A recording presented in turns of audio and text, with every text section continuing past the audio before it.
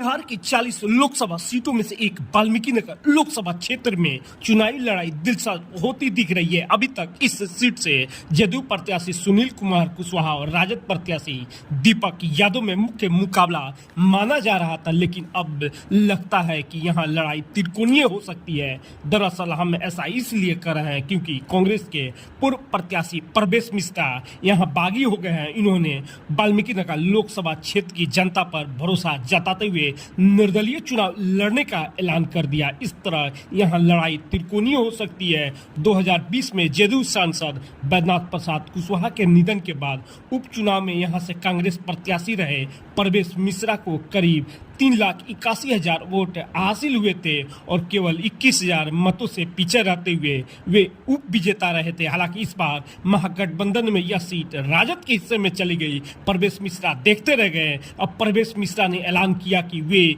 आगामी 1 मई को पर्चा दाखिल करेंगे। उनका यह भी कहना है कि वे इसी मातृभूमि में पैदा हुए हैं, इसलिए जनता पर उनका पूरा भरोसा है। मैं प्रवेश कुमार मिश्रा पिछले लोकसभा चुनाव में जो उपचुनाव हुआ था 2020 में, मैं कांग्रेस पार्टी की तरफ से उम्मीदवार था और उस चुनाव में वाल्मीकि नगर की जनता ने मुझे 3,81,000 मत दे करके उप विजेता बनाया था।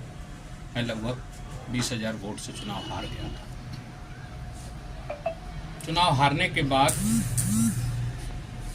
मैं अपने संसदीय क्षेत्र में लगातार भ्रमण किया और लोगों के बीच अपनी उपस्थिति इसलिए भी दर्ज कराई कि ये घर मेरा है और ये लोग जो हमको प्यार किए थे, इतना प्यार संभवतः किसी कांग्रेसी व्यक्ति को नहीं मिला था, ना इतना वोट कभी मिला था। ऐसी स्थिति में चुनाव हारने के बाद मैं लगातार क्षेत्र में रहा, लेकिन जब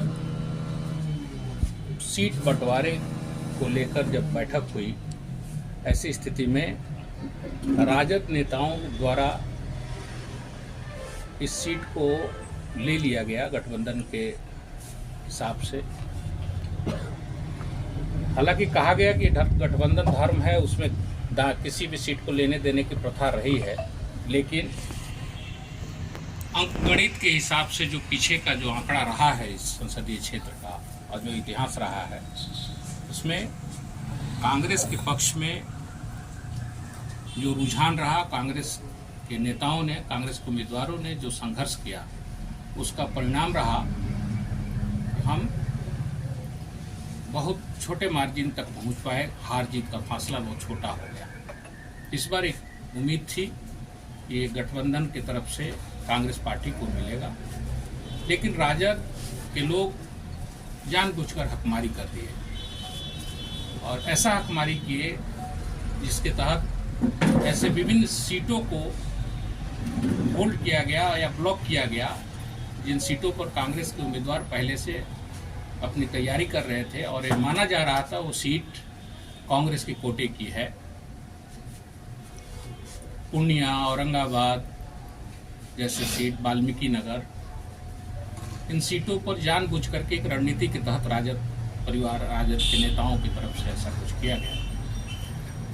गठबंधन धर्म में ऐसा होता है, इसको मानने से हम भी इनकार नहीं करते, लेकिन जब ये सब हो गया तो हमें जब पता चला कि भाई राजद की तरफ से उम्मीदवार उतारने की बारी आ रही है, तो राजद के कुछ नेताओं से मेरी बात हुई। मैंने उनसे रिक्वेस्ट किया कि आप लोग यदि स्थानीय किसी कार्यकर्ता को टिकट देते हैं, ऐसे कार्यकर्ता जो पिछले चुनाव में हमारे साथ कंधे में कंधे मिलाकर चले थे, तो मैं उनका प्रस्तावक बन करके उनके लिए भी चुनाव प्रचार करूंगा। लेकिन भारतीय राजनीति के इतिहास में सबसे पहले और संभवतः सबसे दुखद दिन तब आया जब एक पूंजीपति के दरवाजे पे गुदरी के लाल कहे जाने वाले के लाल ने सदस्यता के साथ सिंबल लेकर उपस्थिति दर्ज की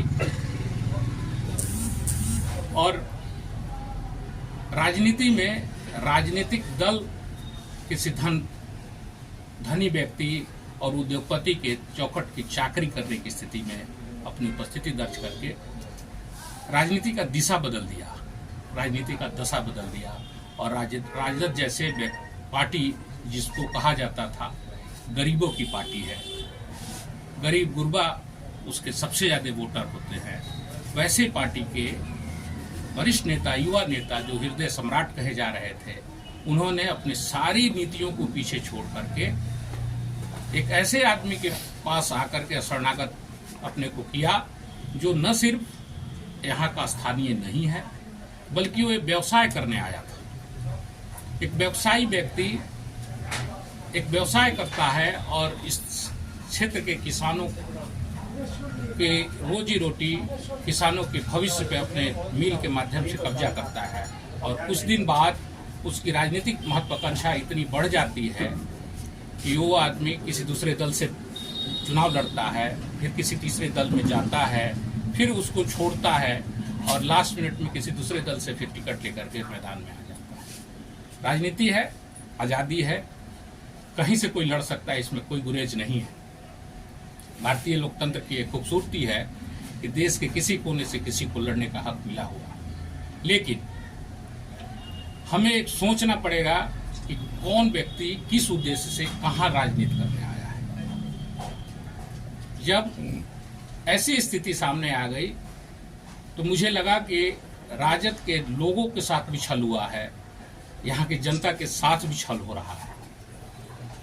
उसके बाद मैंने निर्णय किया कि मैं क्षेत्र में चलता हूं।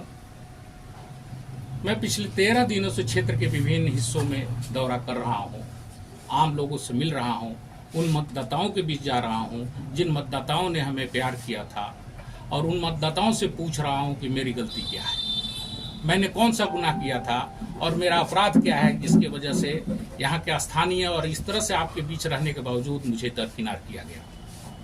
मुझे तो किया गया, लेकिन आपके दूसरे दल के जिस दल के लोग लड़ रहे हैं उनके कार्यकर्ताओं को भी मौका नहीं दिया गया। मैंने लोगों से पूछा, लोगों ने कहा कि ये अद्भुत परिस्थिति जो पैदा हुई है, ऐसी स्थिति में आपको निर्णय लेना चाहिए। दूसरा पक्ष जिस व्यक्ति ने मुझे हराया, उस दल के तरफ से भी तमाम नकारात्मकता के बावजूद उसी आदमी को फिर उम्मीदवार बनाया गया है।